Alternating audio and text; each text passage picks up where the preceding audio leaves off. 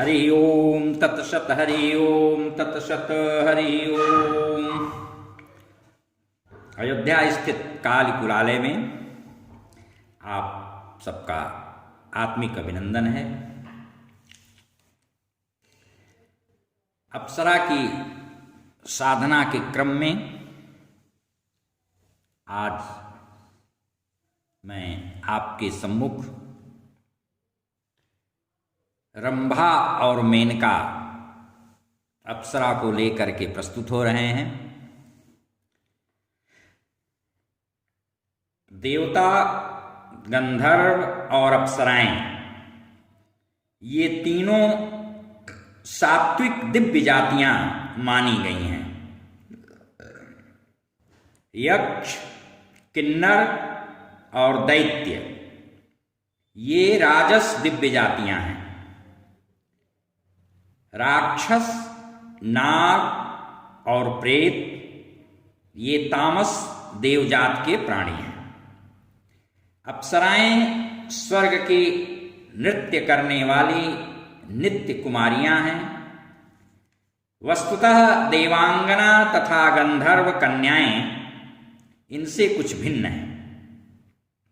उर्वशी, रंभा, मेनका, तिलोत्तमादि अष्ट अप्सराएं इनमें प्रधान हैं और ये सब धनाध्यक्ष यक्षराज कुबेर की अनुचर हैं।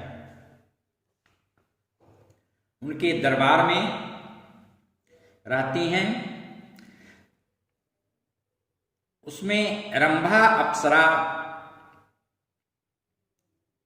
साधक को अलभ्य वस्तुओं पदार्थों को समुपलब्ध कराती है और क्रोध भैरव की कृपा से साधक को स्वस्थ, निरोग एवं दीर्घायु भी करती है। इनकी साधना का शुभारंभ हमेशा शुक्ल पक्ष की प्रतिपदा तिथि से ही करनी चाहिए। कहीं किसी एकांत, निर्जन, भय रहित, शांत, स्वच्छ स्थान या कक्ष में चंदन से मंडल का निर्माण करें। पुनः उसे गुग्गुल के धूप से धूपित करें तथा रंभा के दशाक्षर मंत्र का 8 या 10,000 प्रतिदिन जप करें। यह उपासना बिना क्रम भंग किए प्रतिपदा से चतुर्दशी तिथि तक जप पूर्वक सुसंपन्न करना चाहिए। पुनः पूर्णिमा को विविध उपचार अर्थात पूजन सामग्रियों से तीनों संध्याओं में उसका पूजन करके पूरी रात जपाराधन में संलग्न रहें। एकाग्र दत्त चित्त होकर एकनिष्ठ भाव से निरंतर जप करते रहें। रात्रि के अंतिम प्रहर में समापन के पश्चात रंभा अप्सरा साधक के सम्मुख प्रत्यक्ष प्रकट होकर भार्या बन जाती है तथा साधक को मनोभिलषित भोज्य पदार्थ एवं रस रसायन प्रदान करके उसकी कामनाओं की संपूर्ति करती है। विभिन्न तंत्र ग्रंथों के अनुसार इसकी साधना सिद्ध सरल है, लेकिन सावधानी और सदाचार के परिपालन की महती आवश्यकता भी पड़ती है। यह सिद्ध भी होती हैं। सिद्धि के बाद साधक को अच्छे अच्छे श्रेष्ठ लोकोपयोगी मानवीयोचित परहित के कार्यों को करना चाहिए। संसार की किसी अन्य स्त्री से संपर्क संसर्ग नहीं रखना चाहिए। अप्सराओं के मुद्रा बंधन एवं वशीकरण के भी मंत्र होते हैं। तंत्र ग्रंथों में कहीं कहीं अप्सराओं को देवकन्या भी कहा गया है। उन मुद्रा बंधनों का, इनके वशीकरण का भी साधना में साधक को उपयोग समय समय पर करते रहना चाहिए। यह बात तो रही रंभा अप्सरा के विषय में। थोड़ी सी बातें मेनका के विषय में। मंत्र महोदधिकार ने लघु श्यामा और मातंगी की उपासना के क्रम में अष्ट अप्सराओं अनेक कन्याओं के नाम मंत्र से केवल न्यास की विधि का प्रतिपादन किया है। इनकी आराधना की विधि विधा पर प्रकाश नहीं डाला है। उर्वशी, मेनका, रंभा, घृताची, पुंजिकस्थला, सुकेशी, मंजुघोषा और महारंगवटी, ये 8 नाम गिनाए हैं।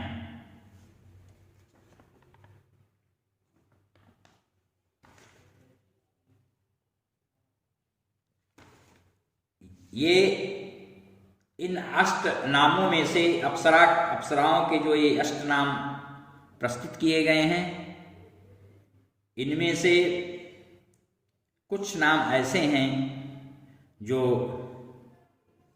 पूर्व कथित अष्ट अप्सराओं से भिन्न हैं। कन्याओं में यक्ष कन्या, गंधर्व कन्या, सिद्ध कन्या, नर कन्या, नाग कन्या, विद्याधर कन्या, किमपुरुष कन्या और पिशाच कन्याओं से भी न्यास करने की विधि बताई गई है।